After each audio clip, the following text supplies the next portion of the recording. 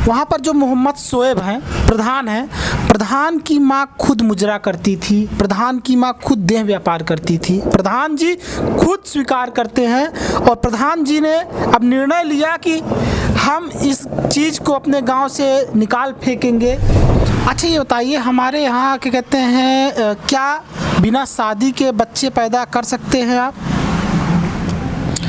अब ये तो डिपेंड करता है दोनों पे, क्योंकि महिलाएं वहाँ की जो मुजरा करती हैं उनके 8 से 10 बच्चे हैं और उनके पिता का कोई अता पता नहीं है, और कम से कम वहाँ पर सैकड़ों महिलाएं ऐसी हैं जो बच्चे पैदा किए हैं लेकिन उनके पति का कोई नाम ना है ना कोई पता है।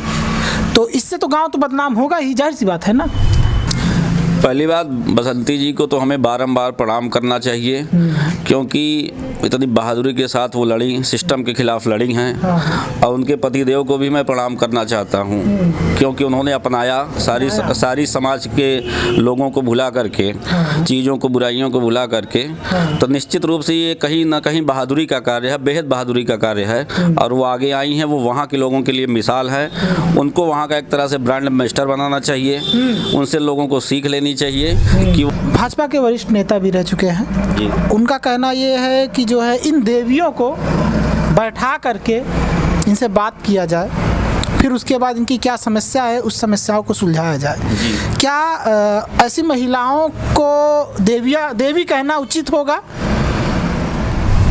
नमस्कार दर्शकों, बसुका गाज़ीपुर का एक ऐसा गांव जो इस वक्त काफ़ी चर्चाओं में है। वजह है वहाँ पर जो महिलाएं हैं, नृत्यांगनाएं हैं जो मुजरा करती हैं, अब उनके ऊपर ये आरोप लग रहा है कि मुजरा की आड़ में कुछ और चल रहा है, और इस कारण से वहाँ पर जो वहाँ के आम लोग हैं, जो वहाँ की जनता है, ग्रामवासी हैं, वो उनके खिलाफ हल्ला बोल कर दिए हैं, उनके खिलाफ प्रदर्शन कर रहे हैं।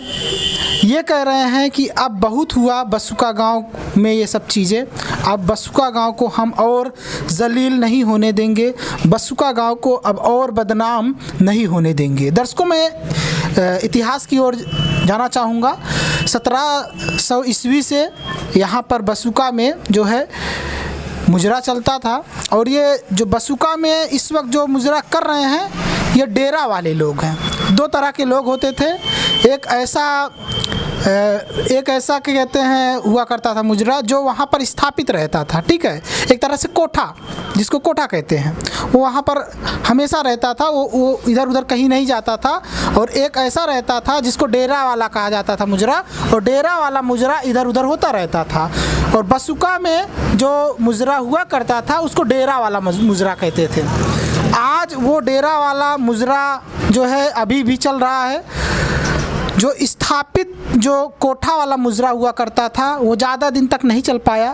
राजा महाराजा जब हुए और राजा महाराजाओं के जब उनका जो राजवाड़ा जब गया, ठीक है, तब उसके बाद जो है वो वाला मुजरा बंद हो गया था, या फिर वो कोठा बंद हो गया था। लेकिन डेरा वाला जो मुजरा है ये बसुका में आज भी चलता रहा।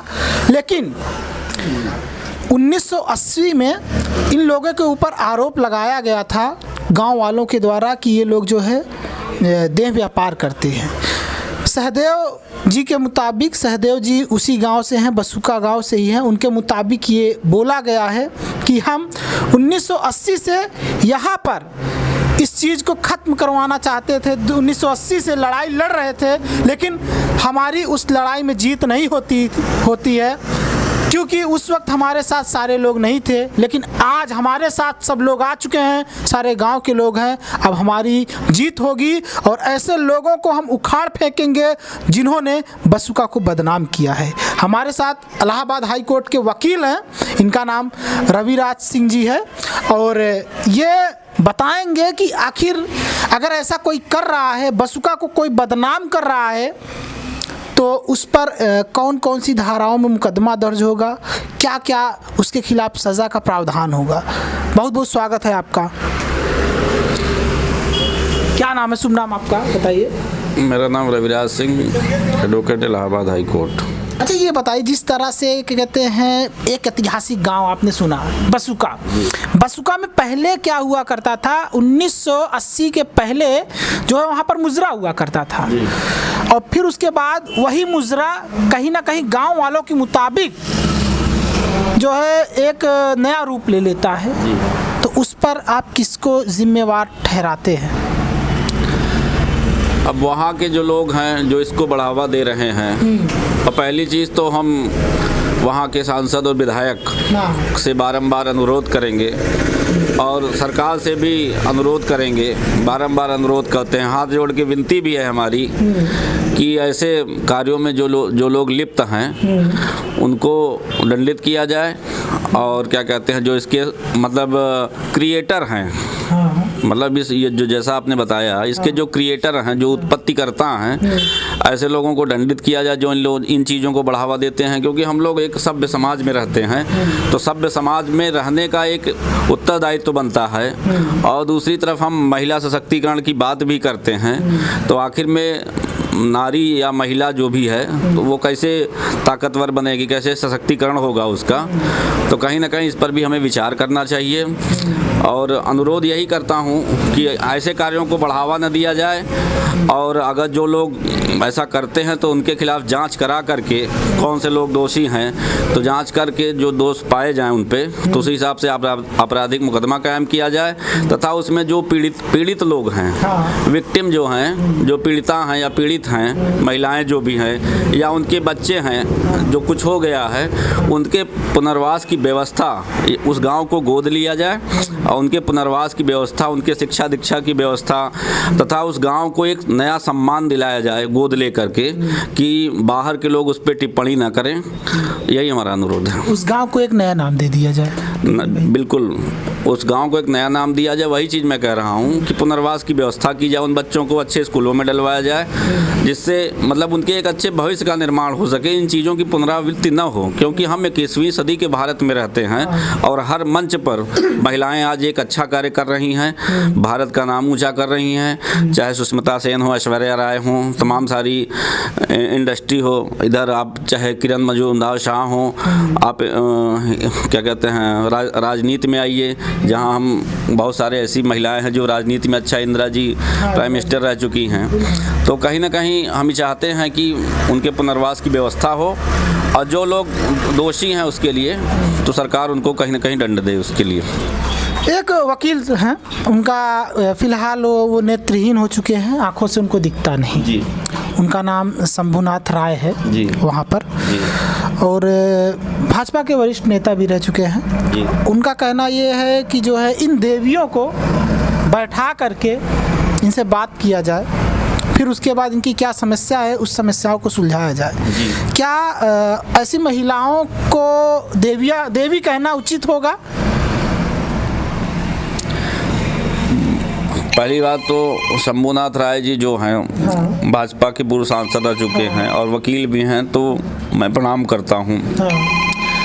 और हमारे यहाँ जो कन्या माना जाता है वो 13 वर्ष से कम की उम्र का कन्या माना जाता है। बिल्कुल। तो हमने वही कहा कि क्या कहते हैं पुनर्वास की जो व्यवस्था है उनकी समस्या को समझा जाए। पुनर्वास में यही है रिहेबिलिटेशन जो है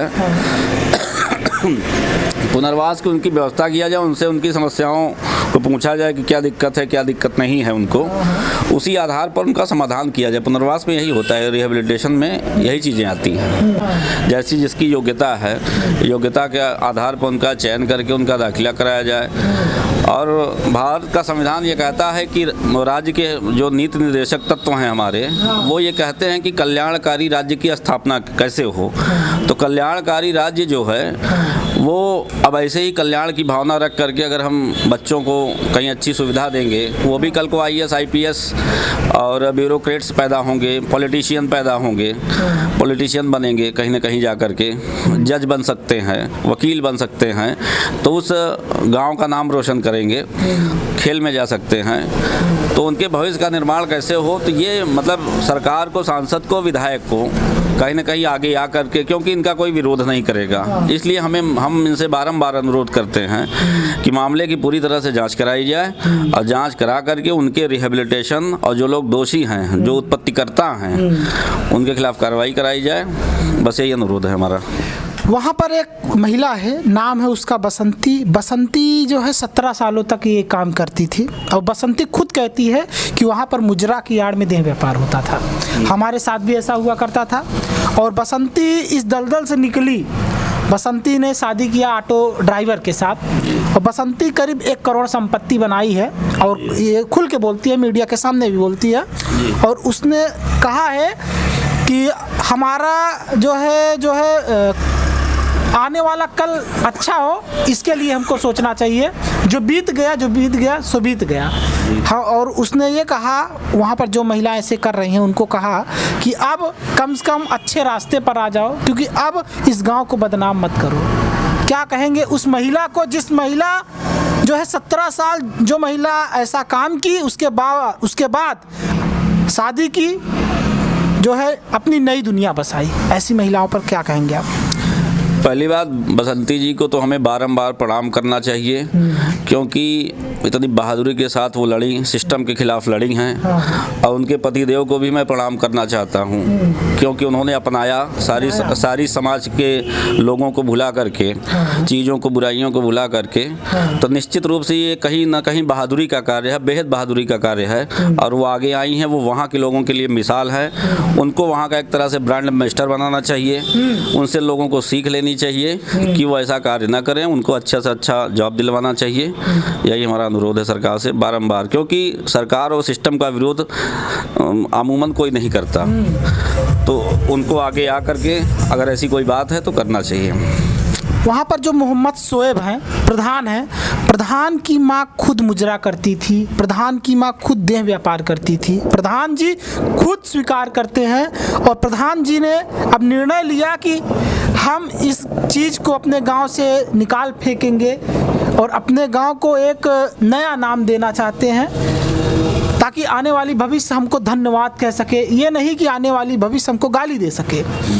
प्रधान जी खुद बोलते हैं कि हमारी माँ ये करती थी, लेकिन हम अब ये नहीं चाहते कि ऐसा हो। और जब अगला पक्ष जब ये सुनता है, जो आरोपी पक्ष है, ठीक है, जिसके ऊपर आरोप लग रहा है, उसका कहना ये है कि तुम भी तो उसी में थे, उसी में हो। और उनके ऊपर ये आरोप लगाया जा रहा है कि कहते हैं ये हमसे जो है वसूली करना चाहते हैं, ये लोग हमसे रंगदारी मांगते हैं, हम नहीं दे रहे हैं, इसीलिए ये लोग बंद करवाना चाहते हैं। क्या लगता है आपको कि प्रधान जी जिस तरह से कहीं ना कहीं उनकी माता जी भी करती थी और अब वो खुद चाहते हैं कि ऐसा ना हो गाँव में, तो प्रधान के बारे में आप क्या कहना चाहेंगे? अगर वो प्रधान है तो निश्चित रूप से वो जनप्रतिनिधि है। गांव के लोगों ने उनका सम्मान वोट दे करके बढ़ाया है, तो प्रधान की बात माननी चाहिए और कहीं ना कहीं उनके पुनर्वास की व्यवस्था करनी चाहिए। और प्रधान की बात मान करके सरकार को आगे आना चाहिए और जांच करा करके, जो भी लोग हैं जांच करा करके अगर विरोध करते हैं तो उनको उचित फल मिले और उनके खिलाफ कार्रवाई होनी चाहिए। यही हमारा अनुरोध है। अच्छा, ये बताइए, हमारे यहाँ क्या कहते हैं, क्या बिना शादी के बच्चे पैदा कर सकते हैं आप? अब ये तो डिपेंड करता है दोनों पे, क्योंकि महिलाएं वहाँ की जो मुजरा करती हैं, उनके 8 से 10 बच्चे हैं और उनके पिता का कोई अता पता नहीं है। और कम से कम वहाँ पर सैकड़ों महिलाएं ऐसी हैं जो बच्चे पैदा किए हैं, लेकिन उनके पति का कोई नाम ना है, ना कोई पता है। तो इससे तो गांव तो बदनाम होगा ही, जाहिर सी बात है ना। अब गांव तो बदनाम होगा, लेकिन वही जांच का विषय है कि चीज़ों को समझा जाए कि कैसी उनके सामने परिस्थिति रही, उनसे ये चीज़ जबरन कराया गया या उनकी इच्छा थी। अगर इच्छा थी तो कोई बात नहीं, अगर जबरन कराया गया तो दंडित किया जाए, निश्चित रूप से सजा के पात्र हैं। और यही है कि अगर मामला इतना गंभीर प्रकरण है तो फिर जाँच कराई जानी चाहिए, बिल्कुल जाँच कराई जानी चाहिए और पता चलना चाहिए कि ऐसे लोग क्यों ऐसा कर रहे हैं, क्यों मतलब इस तरह का अमानवीय कृत्य कर रहे हैं। और अगर ऐसा है तो जांच करा करके उचित कार्रवाई करनी चाहिए। अच्छा, इस मामले में अगर ये लोग दोषी पाई जाती हैं, ये महिलाएं जो मुजरा कर रही हैं, अगर ये दोषी पाई जाती हैं, पूरा गांव लग चुका है, पूरा गांव विरोध कर रहा है, अगर दोषी पाई जाती हैं तो क्या सज़ा इनके लिए होगा? क्योंकि एक गांव को बदनाम करने का और कहीं ना कहीं जो है एक गांव को बदनाम करने की क्या सज़ा मिल सकती है इनको?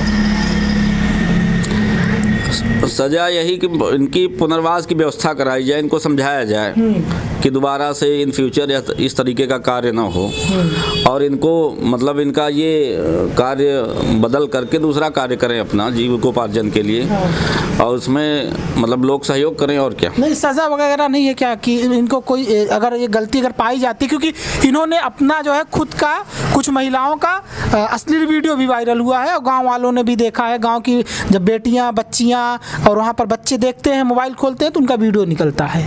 तो ये तो आपराधिक कृत्य है। अगर ऐसा हुआ है तो निश्चित रूप से जांच करा के कार्रवाई करनी चाहिए। इनको सज़ा क्या मिलेगी? सजा अब ये दोष सिद्ध होने पे क्या आरोप लग रहे हैं और मौके पे क्या पाया जाता है, साक्ष्य क्या है, तो उसके आधार पर तय होगा। ये वो आधार पर तय, हाँ उसके आधार पर ही तय होगा, वो कोर्ट डिसाइड करेगी। तो ये थे जो है advocate Raviraj Singh, Allahabad high court के वकील हैं और इलाहाबाद हाई कोर्ट जो है उत्तर प्रदेश की न्यायिक राजधानी कहा जाता है इसको। तो इसलिए हमने सोचा कि इस मामले पर ऐतिहासिक मामला है, ये ऐतिहासिक खबर है। ये आप तो जानते ही हैं, वकील साहब ने बताया अपनी प्रतिक्रिया। इन्होंने जो भी बोला है, अगर ऐसा होना चाहिए, अगर ऐसा होगा तो जाहिर सी बात है दोनों लोगों का भला होगा, गांव वालों का भी भला होगा, उनका भी भला होगा। बहुत बहुत धन्यवाद।